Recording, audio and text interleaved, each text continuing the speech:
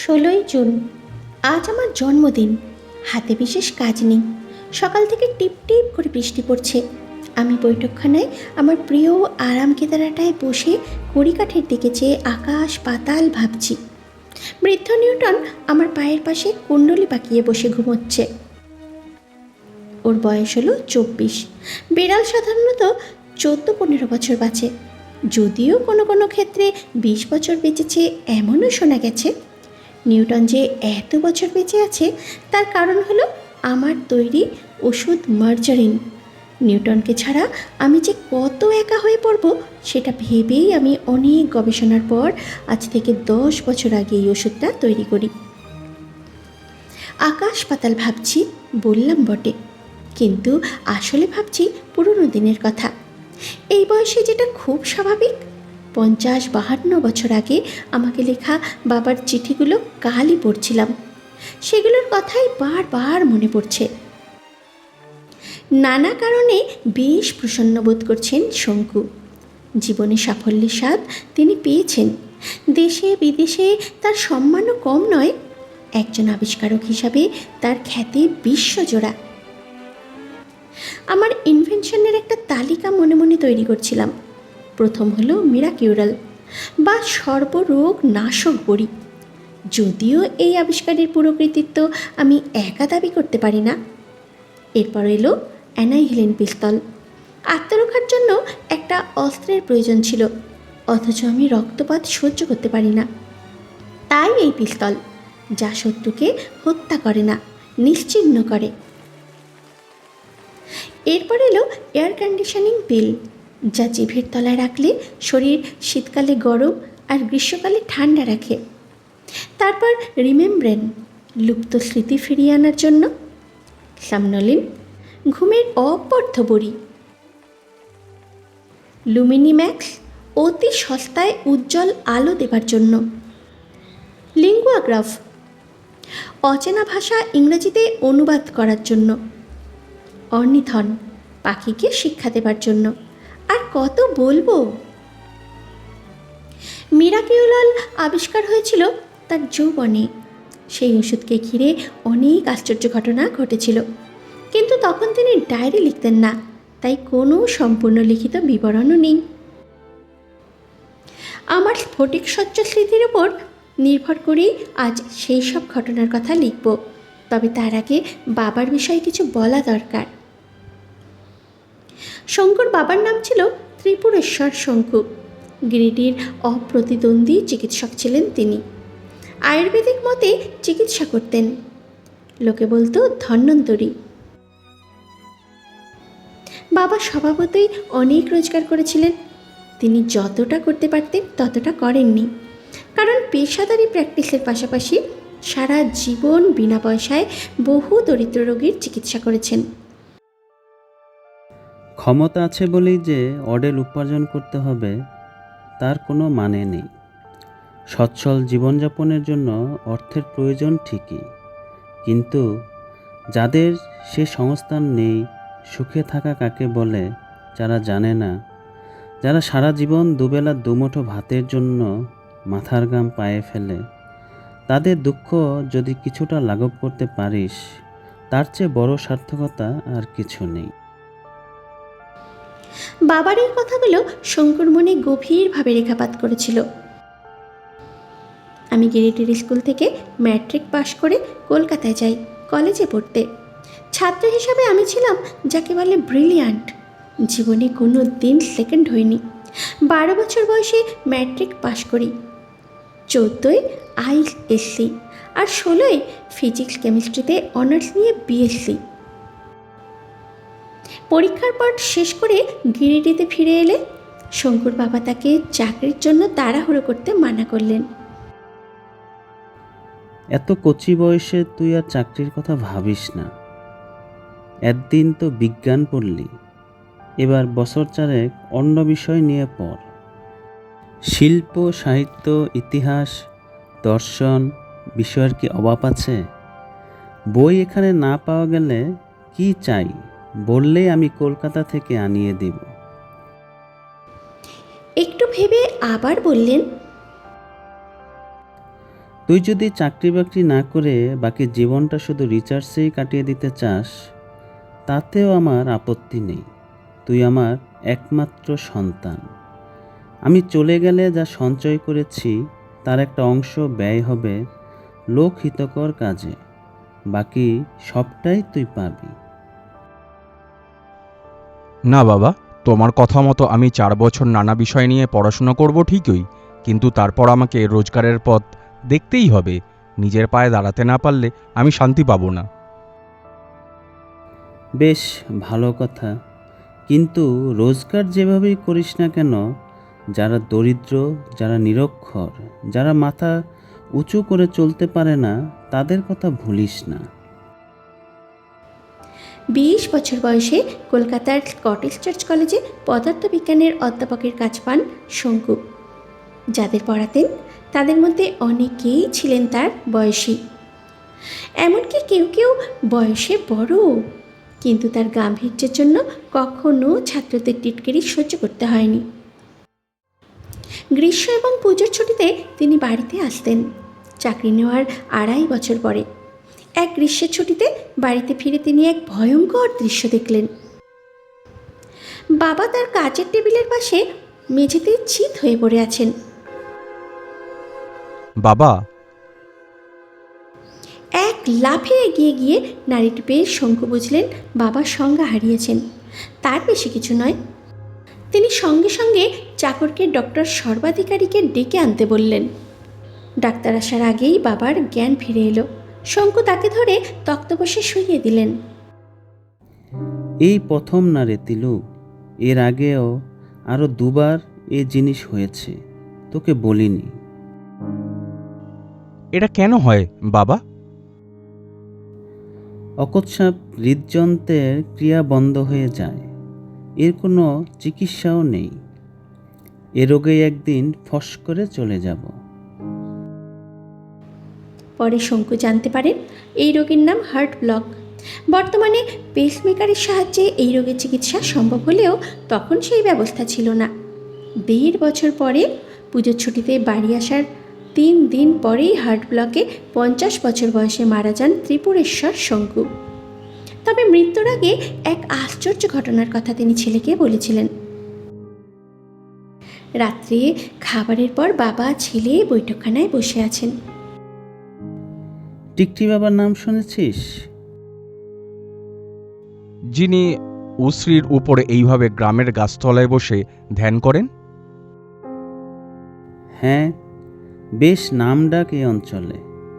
বহু লোক দর্শনের জন্য যায়।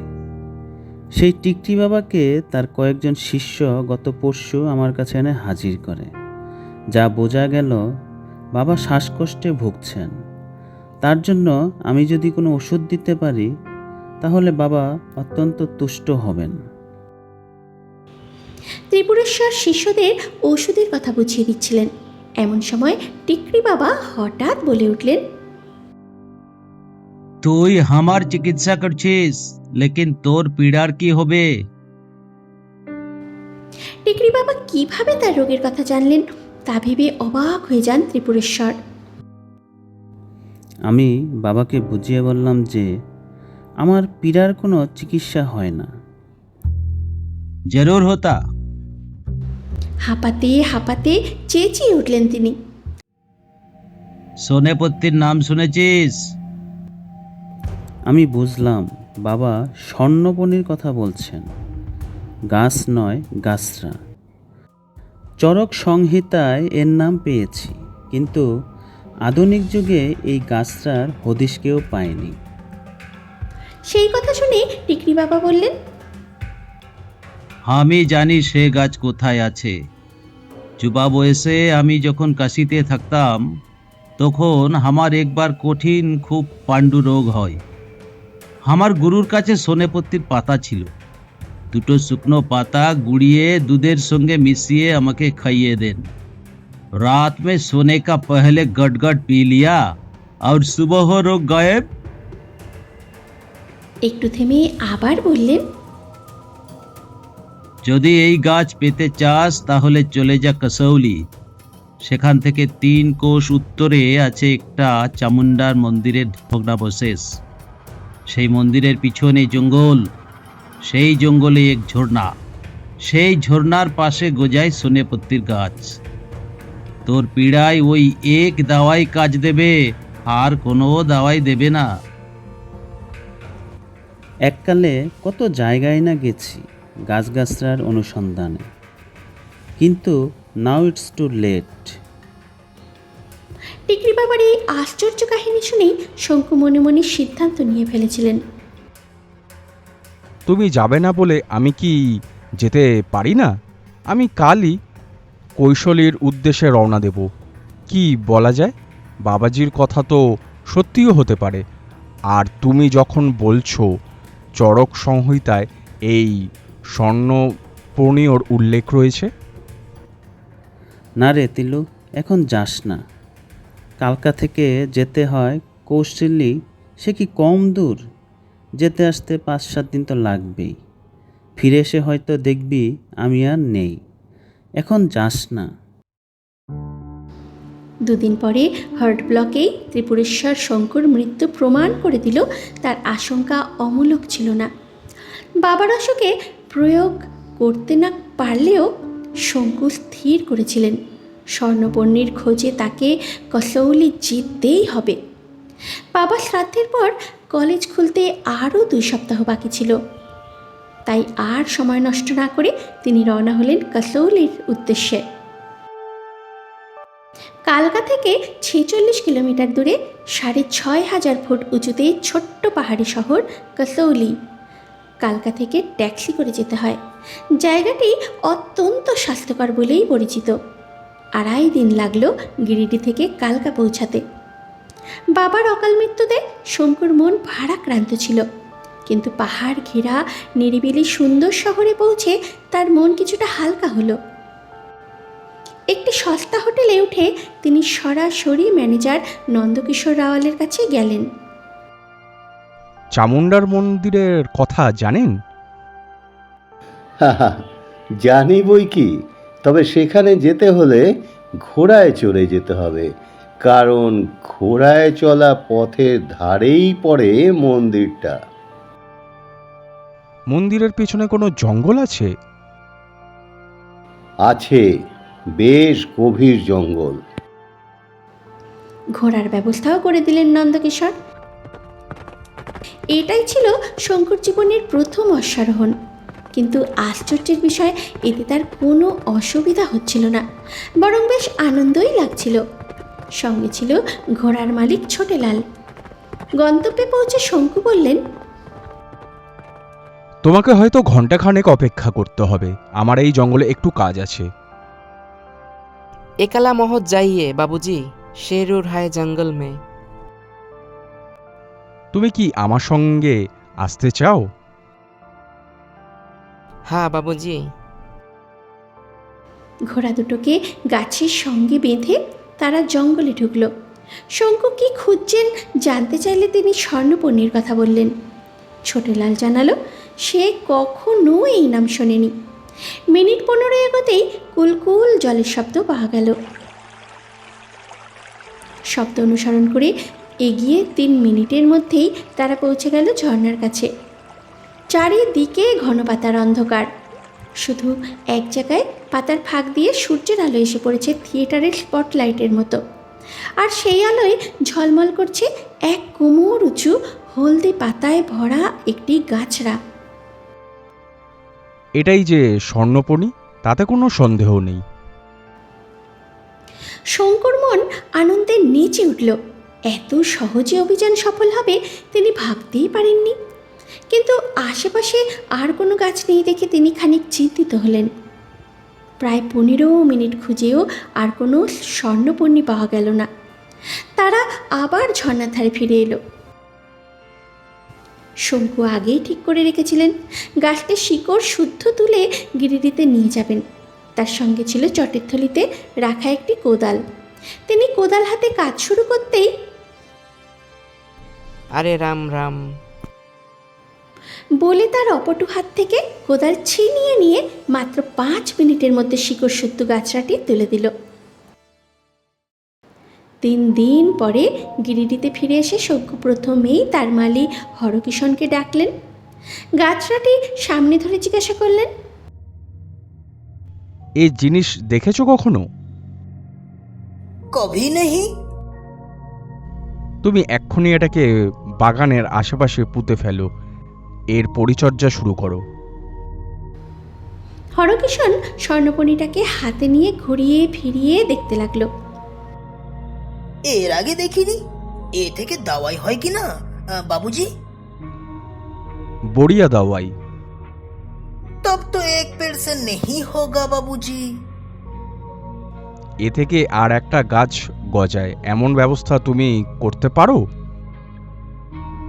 এ গাছের ডালের একটা বিশেষ অংশ ভেঙে মাটিতে পুঁতে যত্ন করলে সেখান থেকে আর একটা গাছ গজাবে। হ্যাঁ, তুমি তাই করো।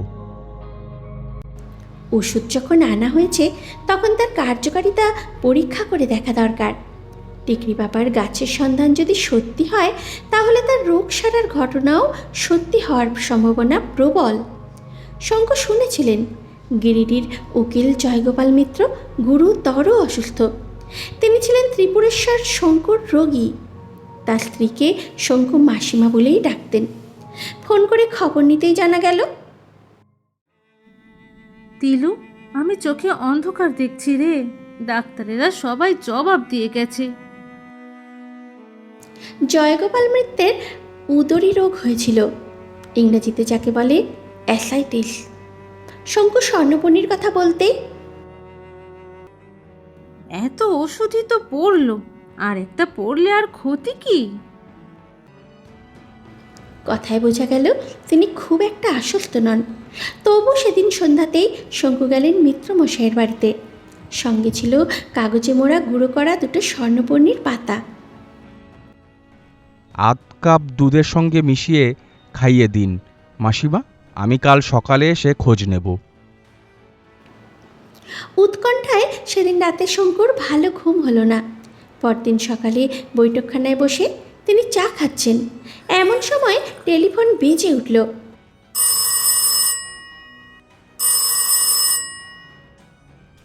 হ্যালো।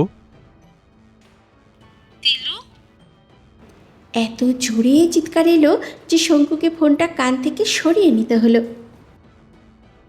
তিলু, বাবা তিলু, এসে দেখে যাও, জমির দূর থেকে ফিরে এসেছেন তোমার মেশো। শঙ্কু আগেই স্থির করেছিলেন তাড়াহুড়ো করে কিছু করবেন না, কিন্তু জয়গোপাল মিত্রের আরোগ্যের খবর গিরিডিতে দ্রুত ছড়িয়ে পড়ল। ফলে তাকে বাধ্য হয়েই আরও কিছু দুরারোগ্য রোগের চিকিৎসা করতে হলো। সব ক্ষেত্রেই স্বর্ণপণির ওষুধ আশ্চর্য রকম কাজ করলো। এই ওষুধ কোথা থেকে এলো, কিভাবে পাওয়া গেল, এই প্রশ্ন বহুবার শুনতে হয়েছে তাকে। বাবা মারা যাওয়ার আগে এই ওষুধ আমাকে দিয়ে গেছেন, কোথায় পাওয়া যায়, কি নাম, তা আমি জানি না। এদিকে হরকিষণের যত্নে শঙ্কর বাগানের দক্ষিণ দিকে দেয়ালের সামনে একে একে 11টি স্বর্ণপণির গাছ জন্মালো। প্রতি বছর নতুন পাতা গজাবে, তাই সরবরাহের অভাব হওয়ার আশঙ্কা নেই। তবে শঙ্কু অধ্যাপনার কাজ ছাড়েননি। কলকাতার কলেজে তার প্রফেসরের কাজ পুরো দমে চলতে লাগলো। কলকাতায় এখনও কেউ স্বর্ণপণির কথা জানে না, কারণ তিনি কাউকেই কিছু বলেননি। কিন্তু পরিচিত কারো কঠিন অসুখের খবর পেলেই প্রয়োজনে সাহায্য করতে পারেন বলে তিনি সব সময় সঙ্গে 12টা পাতা রাখতেন। একটা ব্যাপার আমার একটু খুঁতখুঁতেমি ছিল, শুকনো পাতা গুঁড়িয়ে দুধে মিশিয়ে খাওয়ানোর প্রাচীন পদ্ধতি আমার ভালো লাগছিল না। আমি ঠিক করলাম স্বর্ণপণির বড়ি তৈরি করব। 1 মাসের মধ্যেই সেই পরিকল্পনা বাস্তব রূপ নিল। 25 বছরের জন্মদিনে গ্রীষ্মের ছুটিতে বাড়িতে বসে শঙ্কু কলের হাতল ঘোরাচ্ছেন। নলের মুখ দিয়ে একের পর এক বড়ি এসে টপা টপ করে বাটিতে পড়ছে। ঠিক সেই সময় বিদ্যুৎ ঝলকের মতো একটি নাম তার মাথায় এলো, মিরাকি উইরল, অর্থাৎ miracle cure for all complaints, সর্বরোগনাশক বড়ি। এই সময়েই একটি ঘটনা ঘটল। যা শঙ্কুর জীবনের মোড় ঘুরিয়ে দিল। তখন তিনি কলকাতায় অধ্যাপনার চাকরি নেওয়ার মাসখানেকের মধ্যেই তিনি ইংরেজি ভাষার বিখ্যাত বিজ্ঞান পত্রিকা নেচারের গ্রাহক হন। সেখানে জীবতত্ত্ব নিয়ে একটি অসাধারণ প্রবন্ধ পড়ে তিনি লেখক জেরেমি সন্ডার্সকে একটি চিঠি লিখেন। পত্রিকায় লেখকের পরিচয় লেখা ছিল, জেরেমি সন্ডার্স 2 বছর আগে কেমব্রিজ থেকে বায়োলজি পাশ করেছে। আন্দাজে মনে হলো সে সম্ভবত আমারই বয়সীর হবে। তখন বিলেতে চিঠি যেতে জাহাজে লাগতো 18 দিন আর প্লেনে 8 দিন। শঙ্কু এয়ারমেলেই চিঠি পাঠিয়েছিলেন। 19 দিন পরে উত্তর এলো। সন্ডার্সও এয়ারমেলেই লিখেছিল। শুধু যে সে শঙ্কুর চিঠি পেয়ে খুশি হয়েছে তাই নয়, তার মতে চিঠিতে এক বিরল বিদগ্ধ বৈজ্ঞানিক মনের পরিচয় পাওয়া গেছে। চিঠির শেষ দিকে সে লিখেছিল, আমার জন্ম ভারতবর্ষের পুনা শহরে। আমার ঠাকুরদাদা 32 বছর ইন্ডিয়ান আর্মিতে ছিলেন। আমি অবশ্য 7 বছর বয়সে বাবা মার সঙ্গে ইংল্যান্ড চলে আসি, কিন্তু সেই 7 বছরের স্মৃতি আর ভারতবর্ষ ভারতবাসীর ওপর টান আমার এখনও অম্লান রয়েছে। চিঠি লেখালেখি চলতে লাগলো। তৃতীয় চিঠিতে সন্ডার্স লিখল, যদিও আমাদের দুজনেরই বয়স 25, আমি বিশ্বাস করি না যে এই বয়সে পত্রবন্ধু হওয়া যায় না। তুমি আমার মতে সায় দাও কি না সেটা জানার অপেক্ষায় রইলাম। শঙ্কু স্বাভাবিকভাবেই রাজি হলেন। পরস্পরের ছবি বিনিময় হলো। এয়ারমেলে চিঠি যাওয়া আসা চলতেই লাগলো। প্রায় 8 মাস পরে হঠাৎ শঙ্কুর একটি চিঠির উত্তর এলো না। 1 মাস কেটে গেল। তিনি ঠিক করলেন আরও 2 সপ্তাহ অপেক্ষা করে একটি টেলিগ্রাম করবেন। তিনি জানতেন সন্ডার্স এখনও জীববিদ্যা নিয়ে গবেষণা করছে, কোনো চাকরি নেয়নি। ঠিক 7 দিন পরে বিলেত থেকে একটি চিঠি এলো।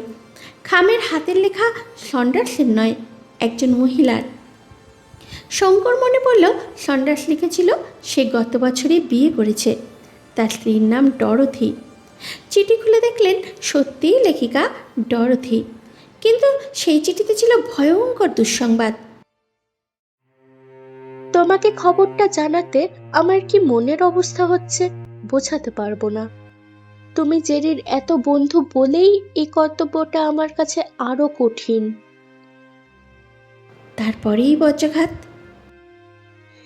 জেরির যকৃতে ক্যান্সার ধরা পড়েছে। ডাক্তারের মতে তার মেয়াদ আর মাত্র 2 মাস। চিঠি পড়া মাত্র শঙ্কু সিদ্ধান্ত নিয়ে ফেললেন। সেই দিন তিনি 10টি মিরাকিউরলের বড়ি এয়ারমেলে পাঠিয়ে দিলেন ডরোথির নামে, সঙ্গে একটি চিঠি। এই পার্সেল পাওয়া মাত্র তুমি তোমার স্বামীকে 2টো বড়ি খাইয়ে দেবে। 2 দিনের যদি কাজ না হয় তাহলে আরও 2টো। এইভাবে 10টা বড়ি শেষ করে ফেলতে পারো। যে মুহূর্তে মনে হবে বড়িতে কাজ দিয়েছে তখনই আমাকে টেলিগ্রাম করে জানাবে।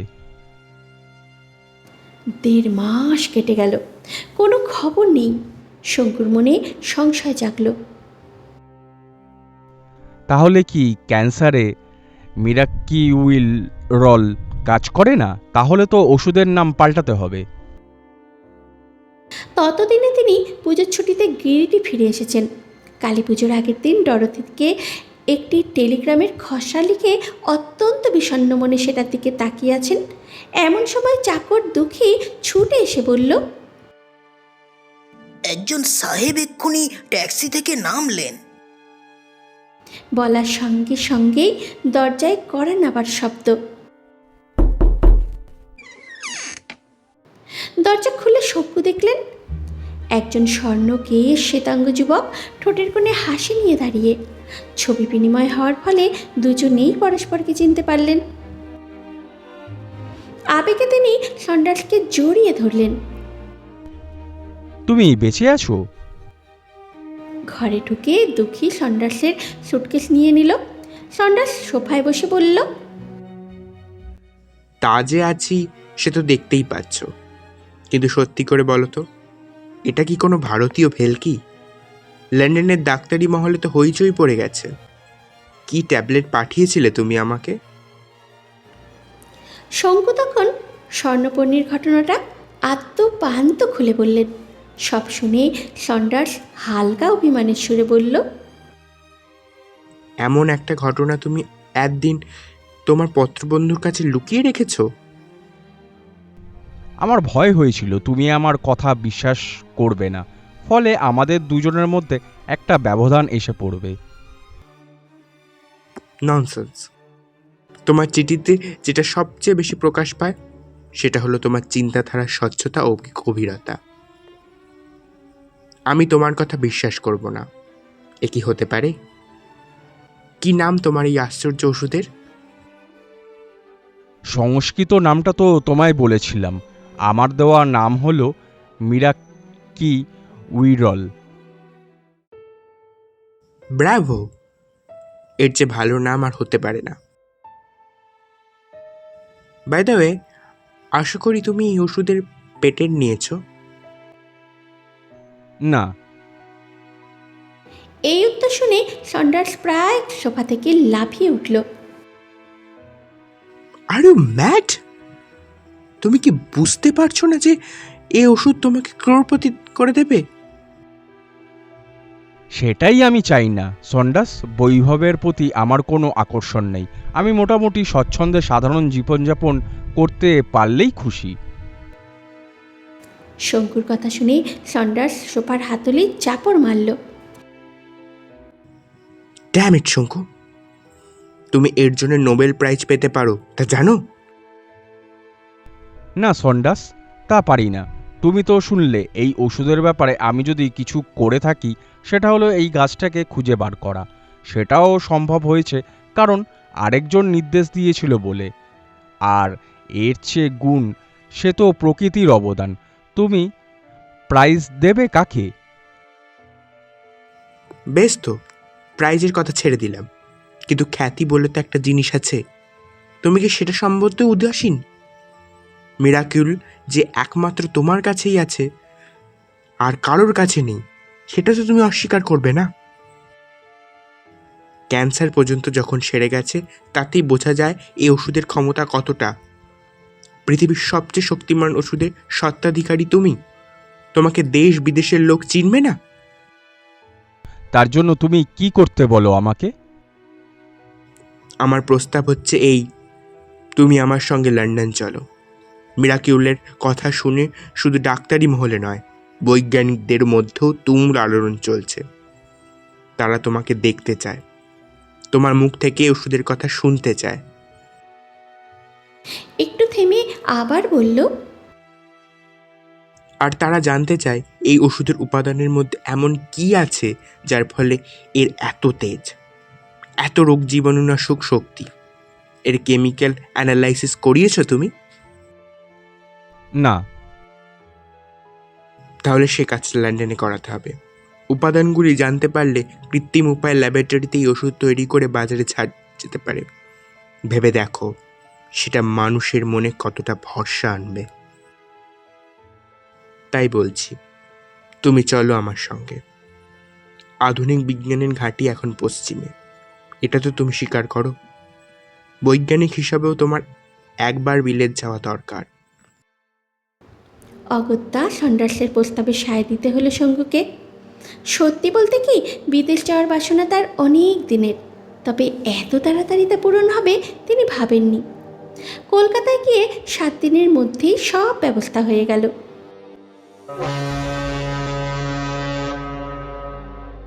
25শে অক্টোবর 1937 শঙ্কু ও সন্ডার্স মুম্বাই থেকে P&O কোম্পানির জাহাজে SS অ্যাথেনাতে চেপে ইংল্যান্ডের উদ্দেশ্যে রওনা দিলেন। 16ই নভেম্বর পোর্টসমাউথ বন্দরে জাহাজ থেকে নেমে তারা ট্রেনে করে পৌঁছালেন লন্ডনের ভিক্টোরিয়া স্টেশনে। সেখান থেকে টিউব অর্থাৎ পাতাল রেলে চড়ে গেলেন হ্যামস্টেডে। উইললোবি রোডেই ছিল সন্ডার্সদের বাড়ি। সন্ডার্সের চিঠিতে আগেই জানা গিয়েছিল তার বাড়িতে স্ত্রী ছাড়াও থাকেন তার বাবা ও মা। বাবা জনাথন সন্ডার্স ছিলেন ইউনিভার্সিটি অব লন্ডনের ইতিহাসের অধ্যাপক। শঙ্কুকে দেখে সবার মুখে হাসি ফুটে উঠল। তুমি জেরিকে মৃত্যুর কবল থেকে উদ্ধার করেছো, এর ঋণ আমরা কোনো দিনও শোধ করতে পারবো না। দোতলা বাড়ির একতলার গেস্ট রুমে শঙ্কর থাকার ব্যবস্থা হলো। সন্ধ্যা 6টায় পৌঁছানোর পরে রাত 8টায় ডিনারের টেবিলে সন্ডার্স নিজের পরিকল্পনার কথা জানালো। কাল সকালে তোমার বডির কেমিক্যাল অ্যানালিসিসের বন্দোবস্ত করব। তারপর তোমার বক্তৃতার জন্য জায়গা ঠিক করে খবরের কাগজে বিজ্ঞাপন দেব, যাতে জনসাধারণ জানতে পারে। তারপরে যোগ করলো, অবশ্যই আমার কিছু চেনা ডাক্তার ও বৈজ্ঞানিক আমি আলাদা করে টেলিফোন করে খবরটা জানিয়ে দেব। বিজ্ঞপ্তিতে কি বলবে? নামে তো কেউ চিনবে না আমাকে। বলবো, সর্বরোগনাশক যুগান্তকারী ড্রাগ মেরাকিউলের আবিষ্কর্তা ভারতীয় বিজ্ঞানী প্রফেসর টি শঙ্কু। তার আবিষ্কার সম্বন্ধে বক্তৃতা দেবেন। সর্বনাশ! আমি যে কোনোদিনও নিজেকে আবিষ্কারক বলে প্রচার করতে পারবো না, সে যে মিথ্যা বলা হবে। সন্ডার্স সঙ্গে সঙ্গে ধমকে সুরে বলল, আবিষ্কারক নয় কেন বলছো শঙ্কু? যে গাছের উল্লেখ শুধু প্রাচীন সংস্কৃত ডাক্তারি শাস্ত্রে পাওয়া যায়, কাশীর এক সাধু ছাড়া যে গাছ কেউ কোনো দিন চোখে দেখেনি, সেই গাছের সন্ধানে ঘোড়ার পিঠে চড়ে 6,500 ফুট উঁচুতে পাহাড়ের গায়ে গভীর জঙ্গলে নিজের জীবন বিপন্ন করে কে গিয়েছিল? একটু থেমে আবার বলল, তুমি, না আর কেউ। তুমি এত বিদ্বান, এত বুদ্ধিমান, এটুকু বুঝতে পারছো না যে এই গাছ ডিসকভার করে ব্যাপকভাবে কাজে লাগানো একমাত্র তুমি ছাড়া আর কেউ করেনি। এরপর শঙ্কুর আর কিছু বলার ছিল না। সেই সময় জেরেমির বাবা কথা বললেন, খাও শঙ্কু খাও, মাথা হেট করে বসে থেকো না। জেরি যা বলেছে তা 16 আনা সত্যি। নিজের যেটুকু প্রাপ্য সেটা আদায় করে নেওয়াটাই বিচক্ষণ ব্যক্তির কাজ। এই ব্যাপারে বিনয় প্রকাশ আমি মোটেই সমর্থন করি না, বুঝলে? পরদিন সকালে সন্ডার্স বলল, তোমাকে আর আমার সঙ্গে টানবো না। তুমি বরং ডরথির সঙ্গে গিয়ে হ্যামস্টেড হিতে হাওয়া খেয়ে এসো, আর এখান থেকে 10 মিনিট হাঁটা পথেই কবি কিটসের বাড়িটা দেখে এসো। হ্যামস্টেড হিতের কথা শঙ্কু আগেই শুনেছিলেন। বিস্তীর্ণ ঘাসে ঢাকা অসমতল ময়দান। নভেম্বর মাসের কনকনে ঠান্ডার মধ্যে ডরথির সঙ্গে তিনি হাঁটছিলেন। মাত্র 5 মিনিট কথা বলেই শঙ্কু বুঝেছিলেন ডরথি অত্যন্ত বুদ্ধিমতী মেয়ে। সেও কেমব্রিজের ছাত্রী ছিল, অর্থনীতিতে গ্র্যাজুয়েট। কেমব্রিজেই জেরেমির সঙ্গে তার পরিচয়। হাঁটতে হাঁটতে ডরথি ইউরোপের রাজনৈতিক পরিস্থিতির কথা বলতে লাগলো। ইংরেজিতে পাওয়ার ম্যাড বলে একটা কথা আছে, জানো তো? হিটলার সেই অর্থে উন্মাদ। সমস্ত ইউরোপকে গ্রাস করে সে একটা বিশাল জার্মান রাজ্য প্রতিষ্ঠা করার স্বপ্ন দেখছে। সে আরও বলল, তাতে ইন্ধন যোগাচ্ছে ওর সাঙ্গপাঙ্গরা, গৌরিং, গোবেলস, হিমলার, রিবেন্ট্রপ। এ বলে আমায় দেখ, ও বলে আমায় দেখ। শঙ্কুর মুখ গম্ভীর হয়ে যেতে দেখে ডরথি হেসে বলল, দেখো তো আমার কি আক্কেল! তুমি এই প্রথমবার লন্ডনে এলে, আর আমি তোমাকে যত সব অলক্ষণে কথা বলে ভাবিয়ে তুলছি। ভেরি সরি শঙ্কু। চলো, কিটসের বাড়ি দেখলে তোমার মন নিশ্চয়ই ভালো হয়ে যাবে। ডরথি ভুল বলেনি। কবি জন কিটসের স্মৃতিকে যেভাবে যত্ন করে সংরক্ষণ করা হয়েছে তা দেখে শঙ্কু মুগ্ধ হলেন। এটা শুধু ব্রিটেনের বিশেষত্ব নয়, ইউরোপে যেখানেই যাও সেখানেই এই জিনিস দেখতে পাবে। সন্ধ্যা 6:30টায় সন্ডার্স বাড়ি ফিরল। ঘরে ঢুকেই উত্তেজিত গলায় বলল, তোমার বক্তৃতার ব্যবস্থা হয়ে গেছে। পরশু সন্ধ্যে 7টায় ক্যাস্টন হলে। তারপর যোগ করল, টাইমস অ্যান্ড ম্যানেজমেন্টের গাইডলাইনে কাল বিজ্ঞপ্তি বেরোবে। ফোন করে যাদের খবর দিয়েছি তাদের সঙ্গে ডাক্তার ক্যানহামও আসছেন, যিনি আমার ক্যান্সারের চিকিৎসা করেছিলেন। সকলেই উন্মুখ হয়ে আছেন তোমার বক্তৃতা শোনার জন্য। কিন্তু আমার বড়ির অ্যানালিসিসের কি খবর? সন্ডার্স পকেট থেকে একটি খাম বের করে দিল। খাম খুলে রিপোর্টে চোখ বুলিয়ে শঙ্কু বললেন, এ তো দেখছি সব রকম ভিটামিনই রয়েছে, তাছাড়া potassium, calcium, phosphorus, iron, iodine দেখে অনেকটা মনে হচ্ছে যেন রসুনের উপাদানের তালিকা দেখছি। কিন্তু রিপোর্টের শেষ কথাটা বলা হয়েছে সেটা অত্যন্ত অর্থপূর্ণ বলেছে। এই উপাদান রয়েছে এই বড়িতে, রসায়নের যার কোনো পরিচিত নেই। এক্স্যাক্টলি।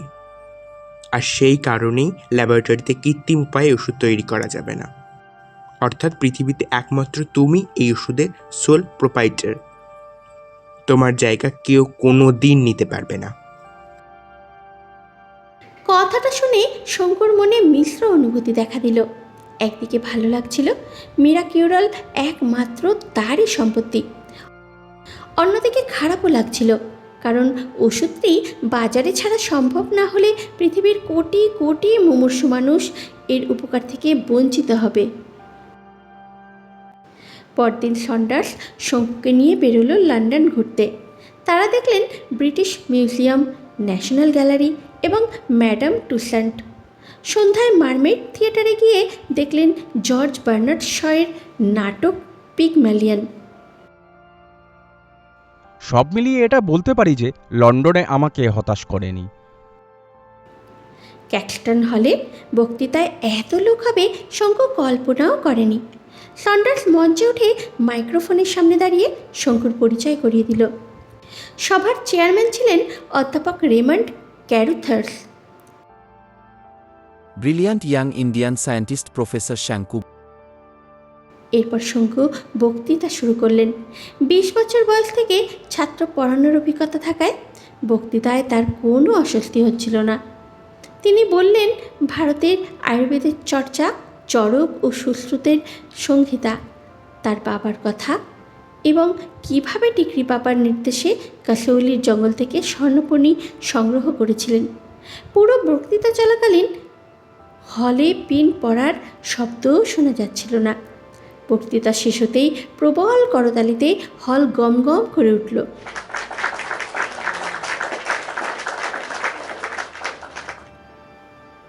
প্রশ্নোত্তরের জন্য কিছু সময় রাখা হয়েছিল, কিন্তু সবচেয়ে স্বাভাবিক দুটি প্রশ্ন, তিনি ওষুধটি বাজারে ছাড়বেন কিনা, তিনি লন্ডনে থেকে চিকিৎসা করবেন কিনা, এই দুটির উত্তরেই তিনি বক্তৃতার মধ্যেই দিয়ে দিয়েছিলেন। তাই কিছুক্ষণ অপেক্ষা করে সন্ডার্স তাকে নিয়ে মঞ্চ থেকে নেমে এলো। অনেকের সঙ্গে করমর্দন এবং অন্তত 50 জনের কংগ্রাচুলেশনসের উত্তরে থ্যাংক ইউ বলার পর তবে তিনি রেহাই পেলেন। পরদিন লন্ডনের প্রায় সব খবরের কাগজেই শঙ্কুর ছবিসহ খবর বেরোলো। বিকেলে সন্ডার্স আরও এক গাদায় ইউরোপীয় খবরের কাগজ নিয়ে ফিরল। জার্মান, ফরাসি, ইটালীয়, সুইডিশ ইত্যাদি ভাষার সব কাগজেই একই খবর এবং সব কাগজেই শঙ্কুর ছবি। আমি হকচকিয়ে গেছি দেখে সন্ডার্স বলল, এতে অবাক হওয়ার কিছু নেই শঙ্কু। ক্যাস্টন হলে বহু কাগজের রিপোর্টার উপস্থিত ছিল। তুমি ভুলে যাচ্ছ মেরাকিউলের আবিষ্কারকের মতো এমন চাঞ্চল্যকর ঘটনা সম্প্রতি আর ঘটেনি। তুমি এবং তোমার স্বর্ণপণিকে কোনো কাগজ অগ্রাহ্য করতে পারবে না। শনিবার ও রবিবার ছিল উইকেন্ড। ইংল্যান্ডে এই 2 দিনে অনেকেই শহর ছেড়ে বাইরে বেড়াতে যায়। সন্ডার্স আগেই ঠিক করে রেখেছিল এই উইকেন্ডে সে শঙ্কুতে ইউনিভার্সিটি অফ কেমব্রিজ ও ইউনিভার্সিটি অফ অক্সফোর্ড ঘুরিয়ে দেখাবে। শনিবার কেমব্রিজ, রবিবার অক্সফোর্ড। ডরথিও তাদের সঙ্গে গেল। দুটি বিশ্ববিদ্যালয় দেখেই শঙ্কু মুগ্ধ হয়ে গেলেন।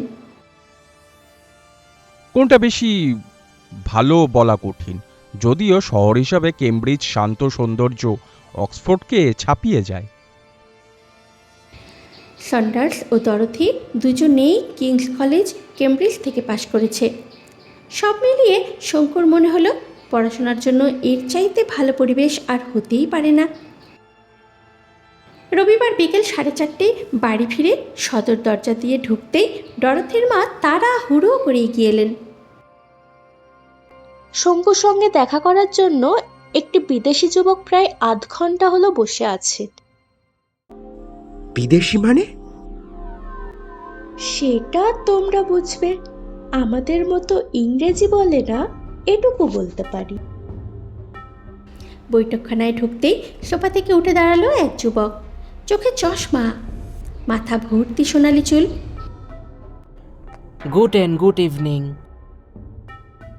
বোঝা গেল ছেলেটি জার্মান বা অস্ট্রিয়ান। গুটেন অ্যাবেন্ট বলতে গিয়ে মাঝপথে ইংরেজিতে চলে এসেছে।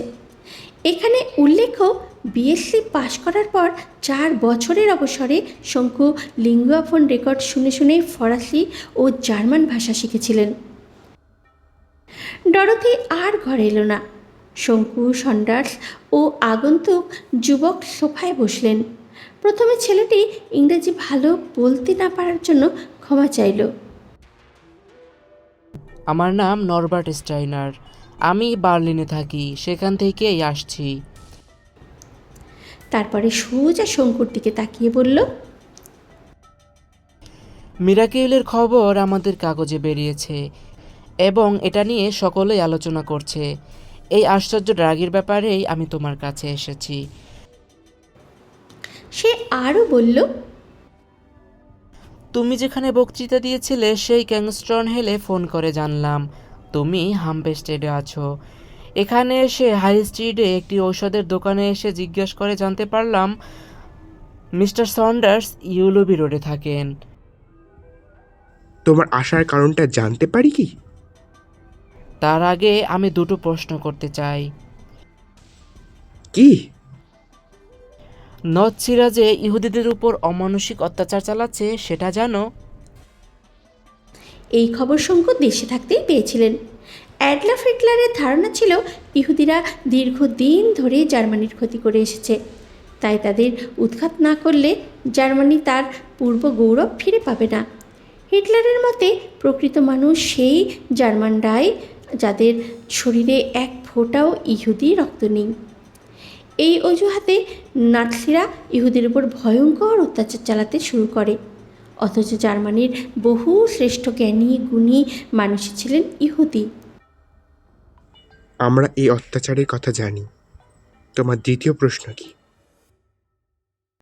তোমরা হাইনরিক স্টাইনের নাম শুনেছ? হাইনরিক স্টাইনার, যিনি সংস্কৃতের অধ্যাপক, যিনি বেদ উপনিষদ জার্মান ভাষায় অনুবাদ করেছেন।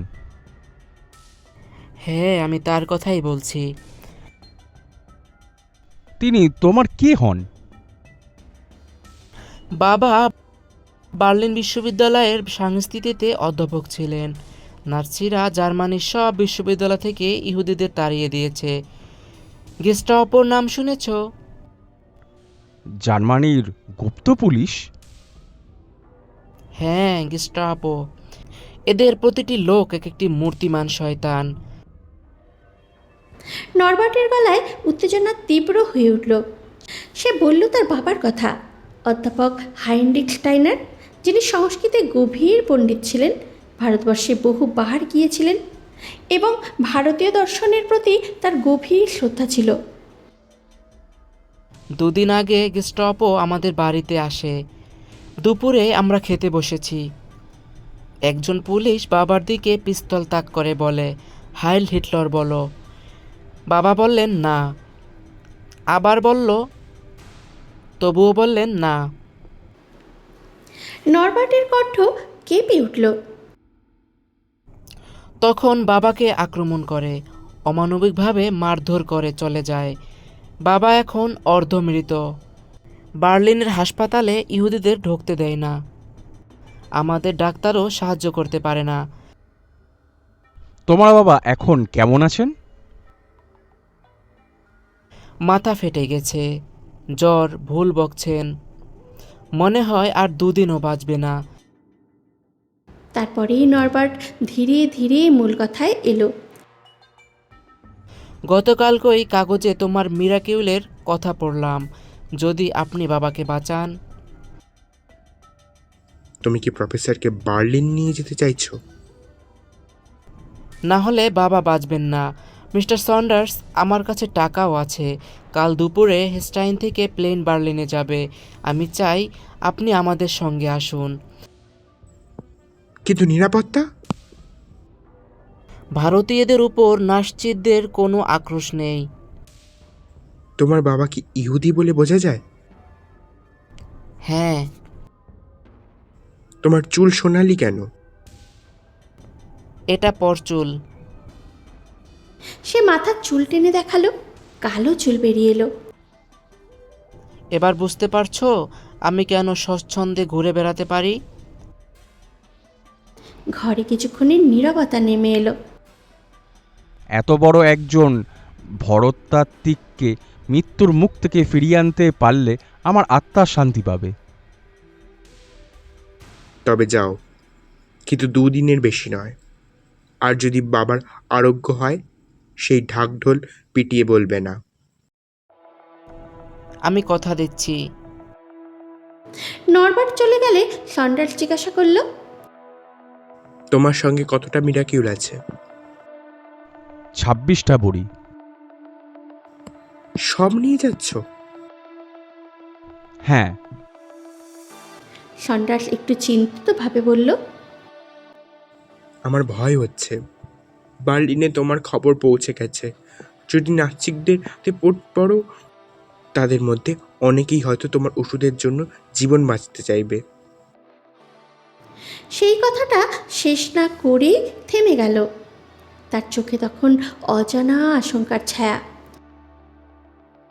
তুমি কোনো চিন্তা করো না সন্ডাস, খবরের কাগজে ছবি থেকে মানুষ চেনা অত সহজ নয়। তাছাড়া বার্লিনে আমার বয়সী আরও অনেক ভারতীয় আছে যারা সেখানে পড়াশোনা করছে।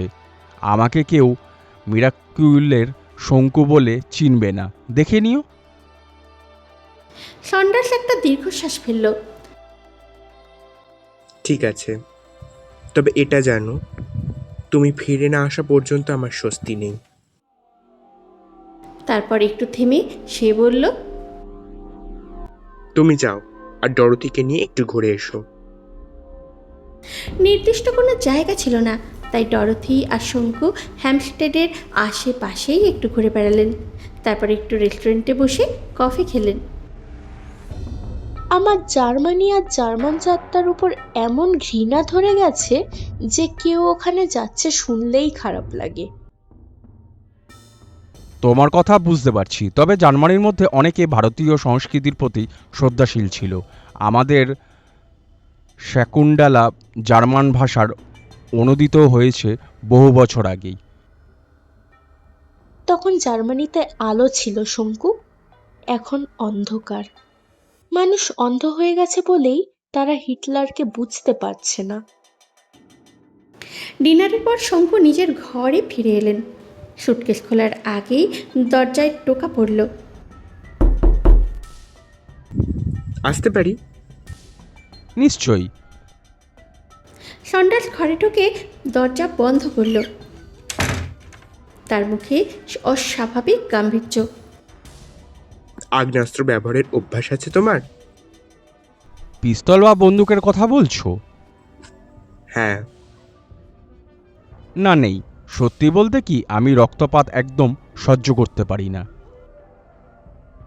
আমিও তাই শঙ্কু, কিন্তু নিরীহ মানুষের ওপর যারা অত্যাচার করে তাদের বিরুদ্ধে আমি দ্বিধা করব না। সে কোটের পকেট থেকে একটা রিভলভার বের করলো। এটা জার্মানিতে তৈরি লাঙ্গার P8। এতে 6টা গুলি ভরা আছে। তুমি এটা সঙ্গে নেবে। শঙ্কু বিস্ময়ে তাকিয়ে রইলেন। এটা ক্যাচ, এটা টিপলেই গুলি চলবে। সত্যি বলতে কি, গুলতিতে টিপ ভালো হলে রিভলভারেও কাজে লাগবে এটা আশা করা যায় না, কিন্তু একদম কাছ থেকে কেউ বিপদে ফেললে তোমার তখন কাজে লাগবে। সে রিভলভারটা শঙ্কুর দিকে এগিয়ে দিল। হাত বাড়াও। অগত্যা রিভলভারটা নিয়ে নিলাম। আমি রোগা পটকা, 5 ফুট 7 ইঞ্চি মানুষ হলেও শরীরে আমার শক্তির অভাব ছিল না। এর কারণে আমার বাবা যিনি পুষ্টিকর খাবার ও নিয়মিত ব্যায়ামের উপর খুব জোর দিতেন।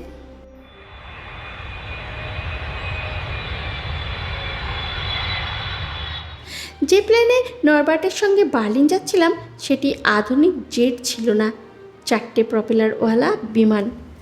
অনেক নিচ দিয়ে উঠছিল বলে পৃথিবীর ঘরবাড়ি, মাঠ, বরফে ঢাকা অংশ সব স্পষ্ট দেখা যাচ্ছিল। দৃশ্যটা অদ্ভুত রকমের সুন্দর, কিন্তু মনের ভিতরে একটা চাপা অস্থিরতা ছিল।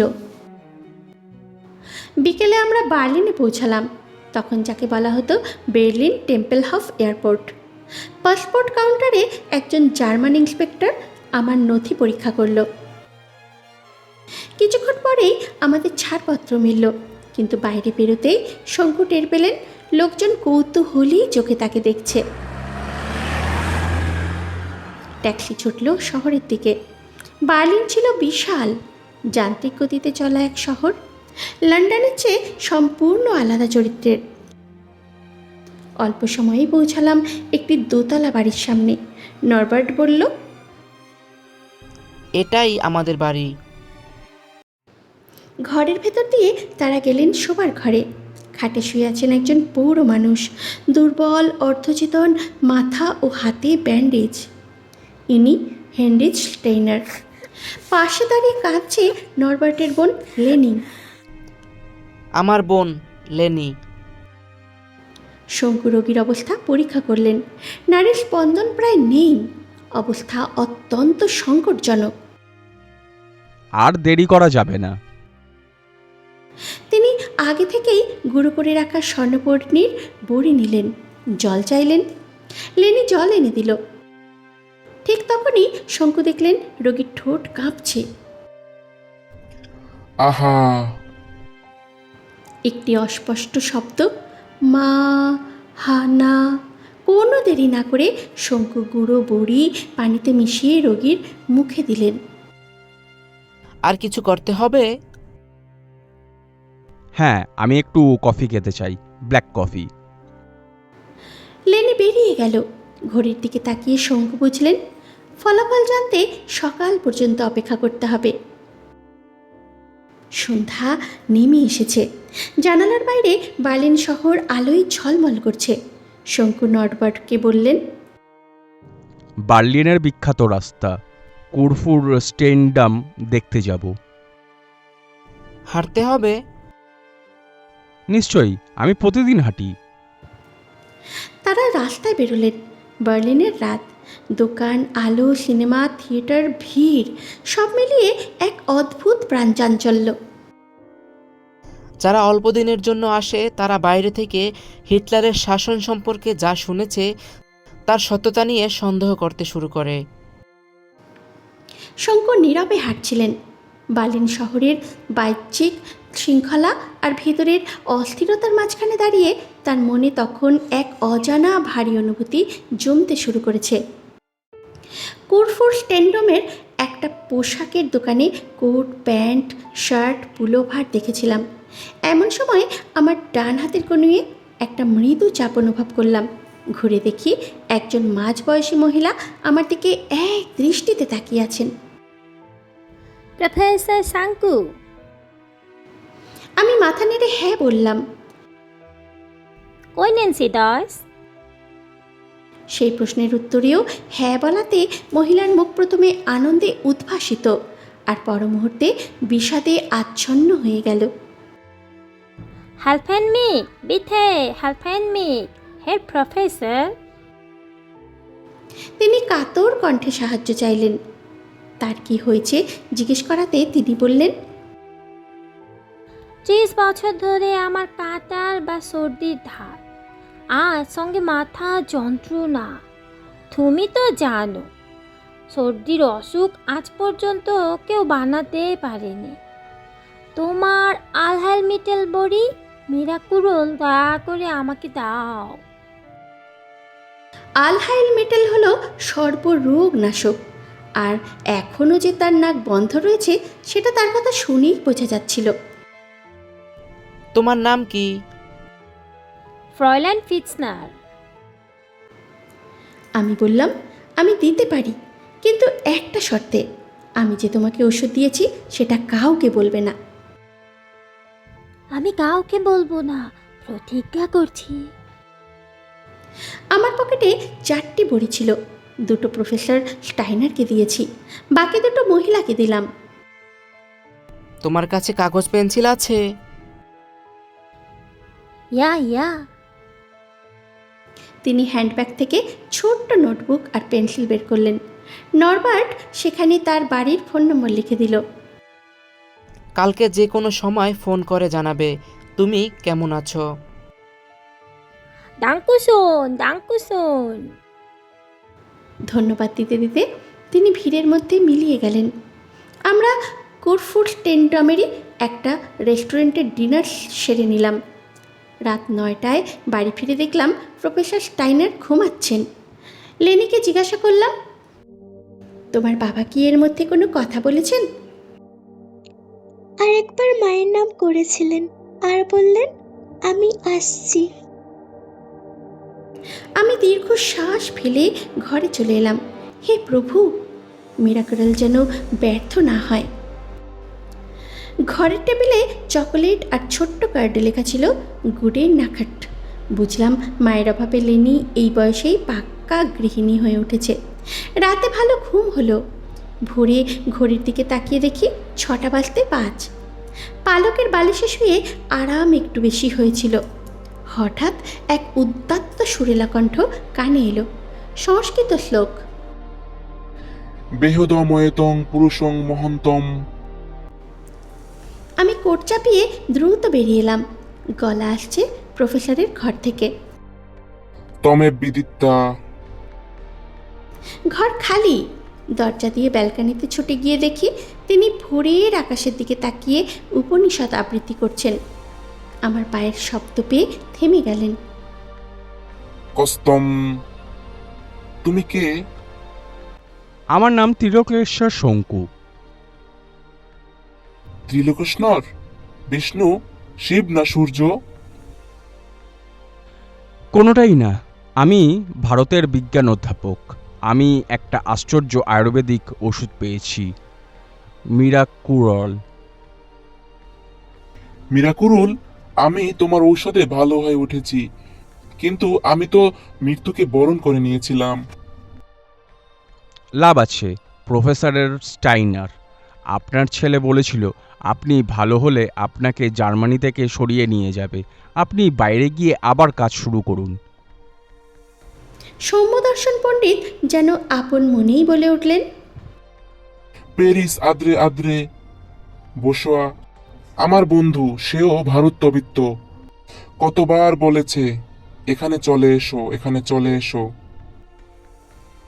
বেশ তো, তাই যাবেন আপনি। কত কাজ বাকি, কত কাজ বাকি। এরা কিছুই করতে দেয়নি আমাকে। ভাগ্যের কি পরিহাস। নাৎসি পার্টি, যাদের নাম উচ্চারণ করতেই মন বিষিয়ে ওঠে, তারা মস্তিষ্ককে করেছে তাদের প্রতীক। সু অর্থাৎ ভালো, স্বস্তি অর্থাৎ আছে। এই হলো স্বস্তি, আর এখান থেকেই স্বস্তিক। এরা বলে ভাস্টিকা এর চেয়ে। প্রফেসরকে কথা থামাতে হলো, আর সেই সঙ্গে আমিও তটস্থ হয়ে গেলাম। বাড়ির সদর দরজায় সজোরে ধাক্কা পড়ে। 1 বার নয় 3 বার।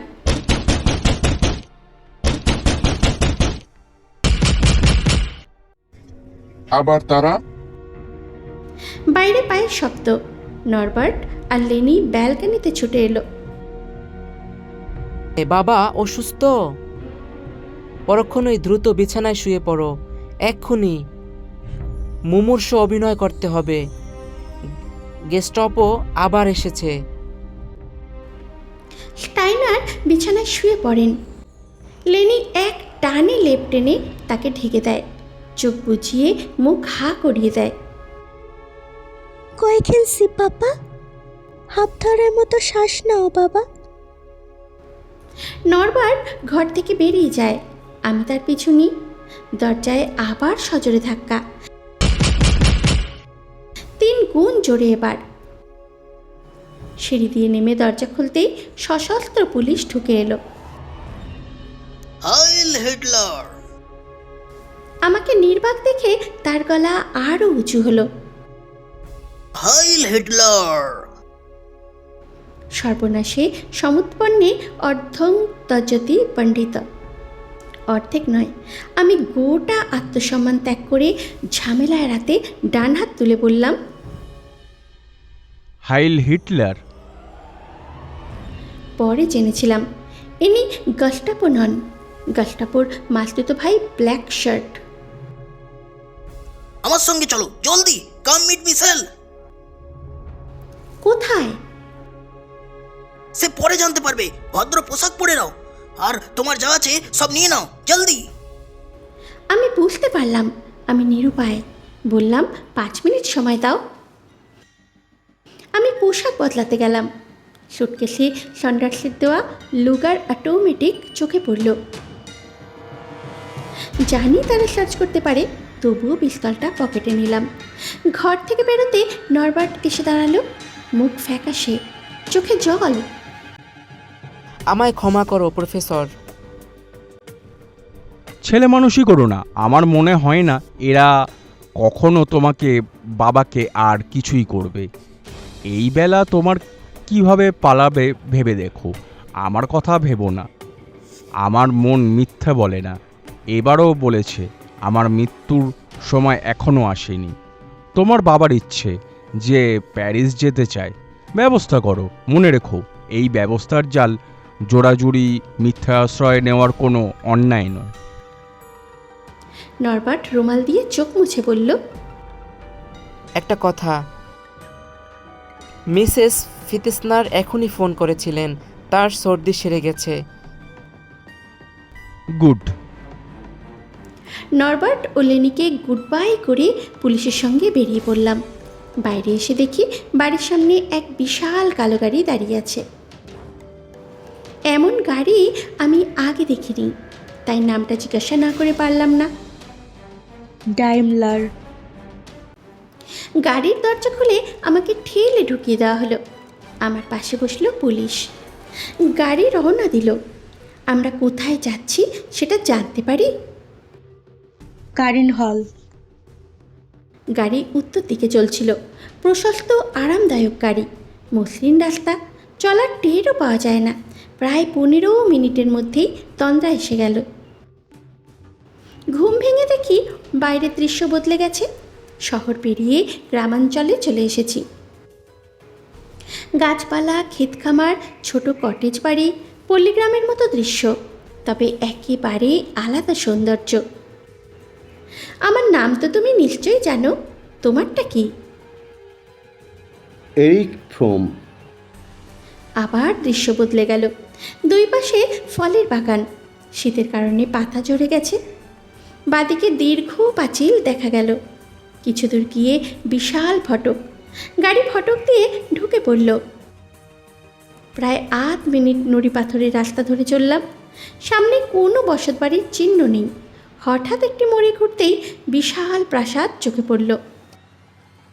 বিস্তীর্ণ বাগান, ফুলের কিয়ারি, লিলিপুট, শ্বেতপাথরের মূর্তি, 3 দিক ঘিরে প্রাসাদ। গাড়ি থামল। আমরা নামলাম।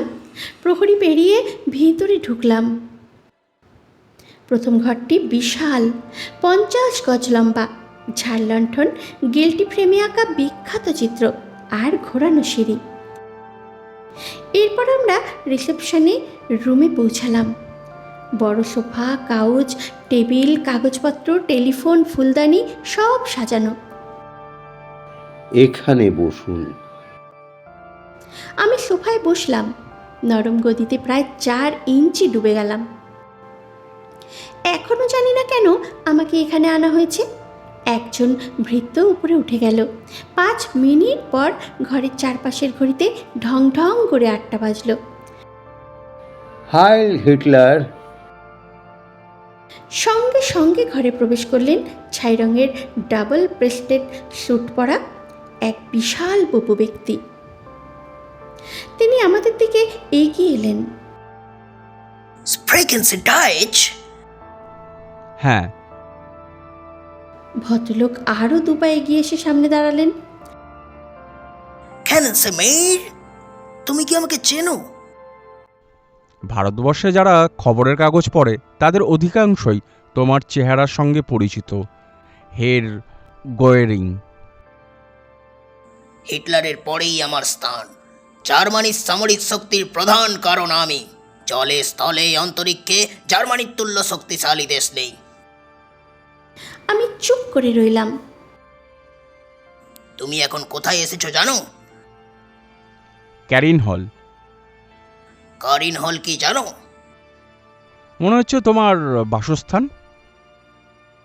কারিন ছিল আমার প্রথম স্ত্রী, কারিন ফন কারসফ। 1931 সালে তার মৃত্যু হয়। এই জায়গা আগে হাস্টিং লজ ছিল। আমি কিনে এটাকে প্রসাদ করেছি। এটি কারিনের স্মৃতিসৌধ এবং আমার কান্ট্রি হাউস। ভবিষ্যতে এটি পৃথিবীর শ্রেষ্ঠ স্মৃতিসৌধগুলোর একটি হবে। গোয়েরিং এক দৃষ্টিতে আমার দিকে তাকিয়ে রইলেন।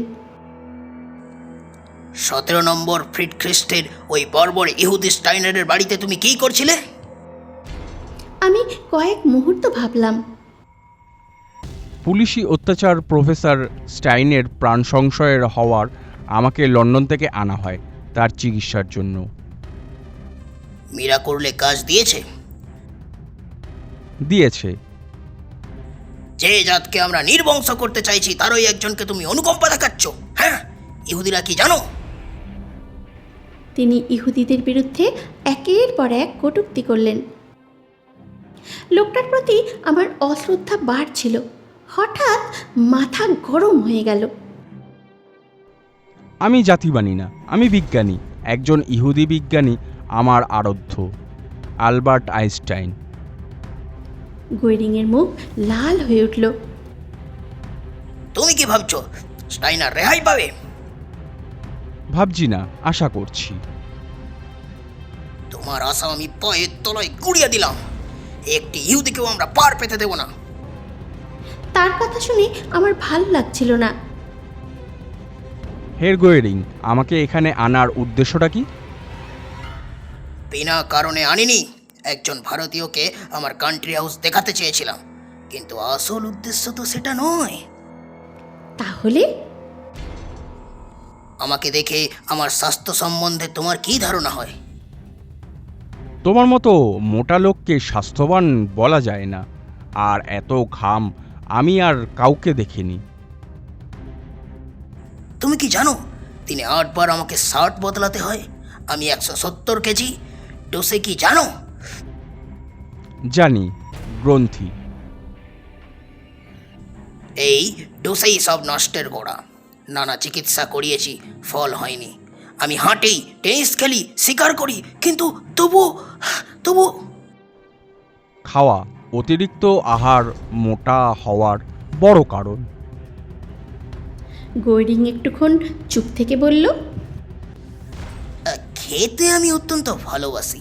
দিনে 4 বার খাওয়াই আমার হয় না। ঘন্টায় ঘন্টায় স্যান্ডউইচ, সিসেস, বিয়ার আনিয়ে খেতে হয়। কিন্তু আমি তো আরও অনেক খাদককে জানি। তারা তো আমার মতো মোটা নয়, আর আমার মতো অনবরত ঘামে না। এই অতিরিক্ত চর্বির জন্য কাজের কি অসুবিধা হয় তা তুমি জানো? কোনো মন্তব্য করলাম না। তোমার ওষুধে কি কি অসুখ সারিয়েছ? ক্যান্সার, যক্ষা, ইদরি, হাঁপানি, ডায়াবেটিস। তাহলে তোমার ঔষধে আমার গ্ল্যান্ডের গোলমাল নিশ্চয়ই সারবে। কটা বড়ি খেতে হবে রোগীকে? সাধারণত 2টো এবং একেবারেই খেতে হয়। কদিনে ফল পাওয়া যায়? আমার অভিজ্ঞতায় 24 ঘন্টার বেশি লাগে না। ওষুধ আছে তোমার সঙ্গে? আমার সব কিছুর সঙ্গে আনতে বলা হয়েছে। তাহলে 2টো আমাকে দাও, আমি এখনই খাবো। ওষুধ আমি দেব, হের গোয়েরিং, কিন্তু একটা শর্তে। কি? কাল প্রফেসর স্টাইনার তার ছেলেমেয়েকে নিয়ে প্যারিস যাবেন। তুমি আদেশ দাও যাতে তাদের কেউ বাধা না দেয়। গোয়েরিংয়ের মুখ লাল হয়ে গেল, শরীর কাঁপতে লাগলো। 200 বছর ধরে যে জাত পরাধীন হয়ে আছে তাদের ওই একজনের এত বড় আস্পর্ধা। এরিক, এই ব্যক্তিকে এবং এর ব্যাগ সার্চ করো। তুমি এর দিকে রিভলভার তাক করে থাকো। এরিক এগিয়ে এসে রিভলভার তুলে আমার দিকে তাক করলো। হাল্ট, হের গোয়ারিং। মানে? এ ওষুধ স্বপ্নে পাওয়ার ওষুধ, হের গোয়ারিং। যে গাছ থেকে এটি তৈরি হয় তা আমি স্বপ্নে জেনেছি। অনিচ্ছা সত্ত্বেও প্রয়োগ করলে ফল হয় না, বরং অনিষ্ট হতে পারে। তুমি কি চাও ঘন্টায় ঘন্টায় শার্ট বদলাতে হবে? তোমার ওজন 170 থেকে 200 কেজি হয়ে যাবে। কাজে রিভলভার দেখিয়ে লাভ নেই। এরিককে যেতে দাও, তারপর আমি ওষুধ দেব। এরপর তুমি স্টাইনের পথে বাধা সরাবে। গোয়রিং কিছুক্ষণ চুপ করে থাকলো, তারপর এরিককে ইশারা করলো। আন্টনকে দাও। টেলিফোনে কথা হলো, স্টাইনারদের পথ থেকে বাধা সরানোর নির্দেশ দেওয়া হলো। গোয়রিং ফ্লাক্স থেকে জল ঢেলে আমার সামনে এসে দাঁড়ালো। দাও দাও, তোমার ট্যাবলেট দাও, তবে 2টো নয়, 4টে। আমি 4টে বড়ি বের করে দিলাম। গোয়রিং একসাথে গিলে ফেললো। এবার আমার ছুটি তো? মোটেও না। মানে? 2 দিনের মধ্যে যদি দেখি ঘাম বন্ধ হয়েছে, তবেই বুঝবো কাজ হয়েছে। তারপর কেমিক্যাল অ্যানালাইসিস হবে। অ্যানালিসিস লন্ডনেই হয়েছে। ওতে এমন উপাদান পাওয়া গেছে যা শনাক্ত করা যাচ্ছে না। গোয়রিং আবার কথা বলতে গেল। ব্রিটিশরা নিপাক জাত। আমাদের ল্যাবরেটরির সঙ্গে লন্ডনের ল্যাবরেটরি তুলনা করছো তুমি? হ্যাঁ, যদি সেই অচেনা উপাদানকে তোমাদের ল্যাবরেটরিতে চিনতে পারে তাহলে কি করবে? কৃত্রিম উপায়ে এই বড়ি তৈরি করবো। তারপর বাজারে ছাড়বে? মোটেও না। এই ওষুধ ব্যবহার করবে শুধু আমাদের পার্টির লোকেরা।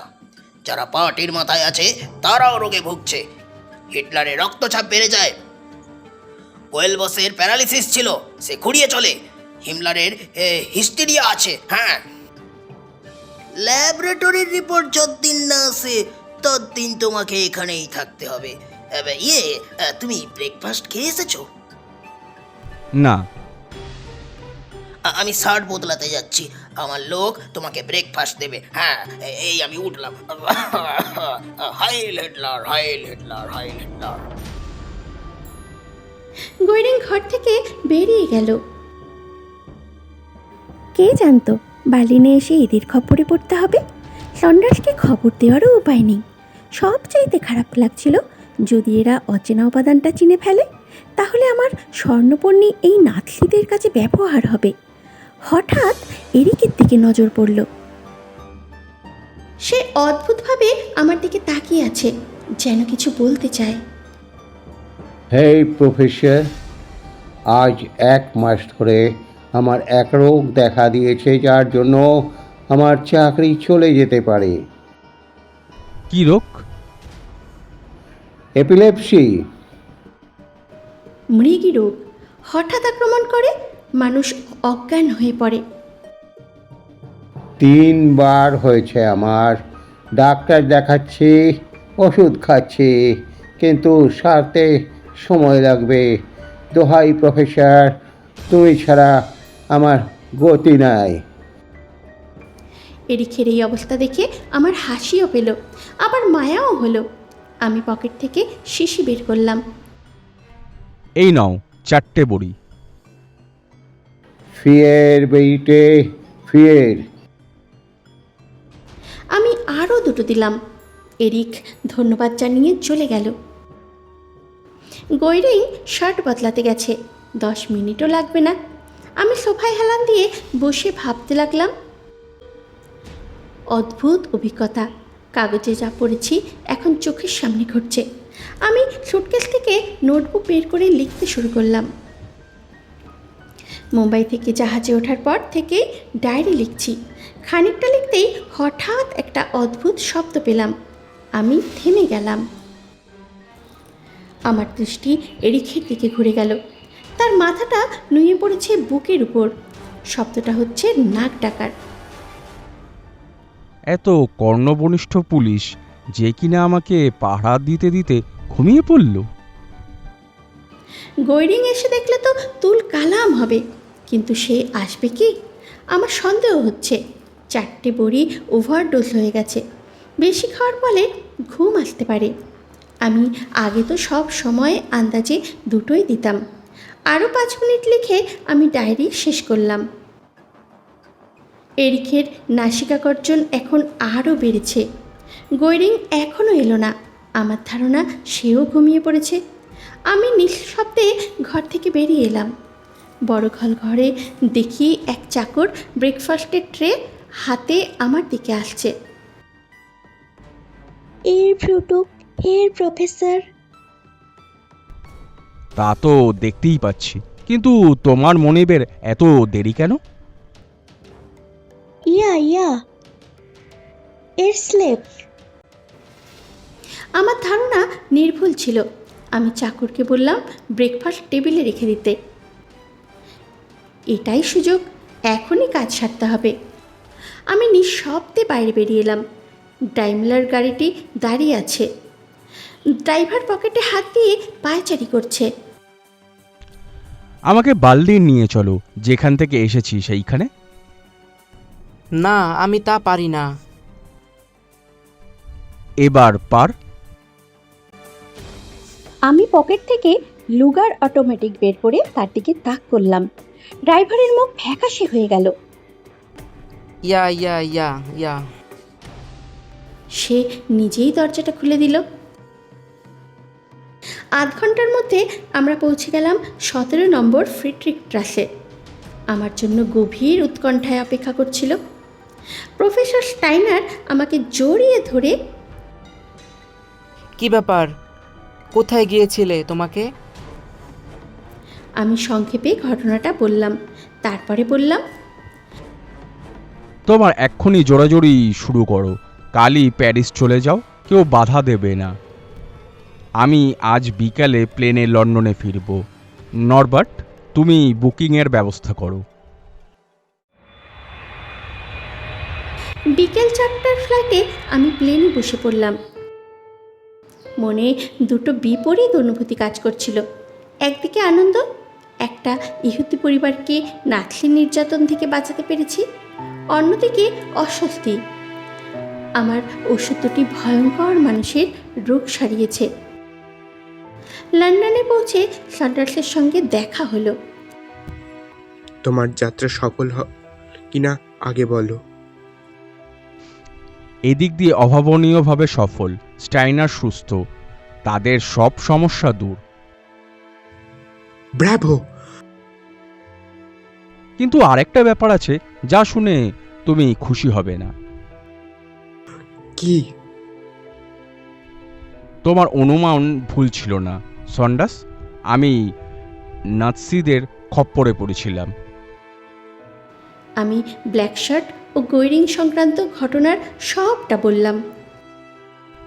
4টে করে মিরাক্কিল উইল দিয়ে ওরা ঘুমিয়ে পড়েছিল ঠিকই, কিন্তু সেই সঙ্গে তাদের 2 ভয়ঙ্কর রোগও সারিয়ে দিয়েছিলাম।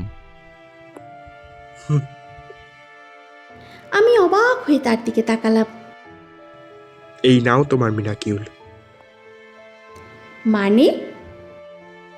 খুব সহজ। সেদিন তুমি আর ডরোথি বেরোলে, আমি তোমার বাক্স থেকে মিরাকিউল সরিয়ে সেখানে সেনোকাল নামের ঘুমের ওষুধ ভরে দিয়েছিলাম। 4টে পরিমাণে 10 মিনিট ঘুম নিশ্চিত।